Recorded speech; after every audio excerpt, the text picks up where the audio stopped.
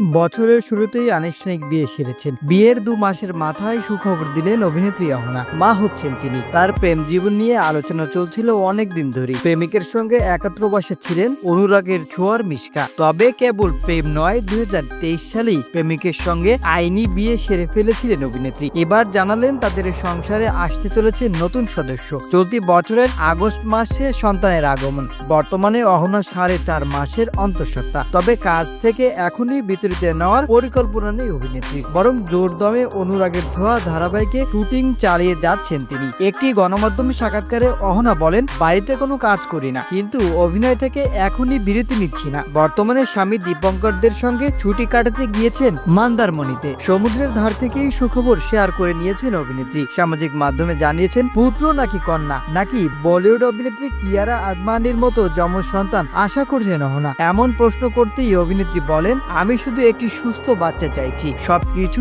ইতিবাচক হোক এতটুকুই চাইছি। আর ৫ জন অন্তঃসত্ত্বা নারীর মতোই কাজ চালিয়ে যাব, তবে একটু সতর্ক থাকবো। প্রেমের সম্পর্ক নিয়ে এর আগেও শিরোনামে এসেছেন অহনা দত্ত। দীপঙ্করের সঙ্গে সম্পর্ক কখনোই মেনে নেননি তার মা। তারপর থেকেই প্রেমিকের সঙ্গে একত্রবাস শুরু করেন অভিনেত্রী। সেখান থেকেই প্রথমে আইনি বিয়ে, তারপর ২০২৫ সালে শুরুতে আনুষ্ঠানিক বিয়ে করেন তিনি। উল্লেখ্য, বড় পর্দাতেও কাজ করেছেন অহনা দত্ত। নির্মাতা রাজ চক্রবর্তীর ছবি সন্তান ও ঋত্বিক চক্রবর্তীর স্ত্রী চরিত্রে অভিনয় করেছেন তিনি।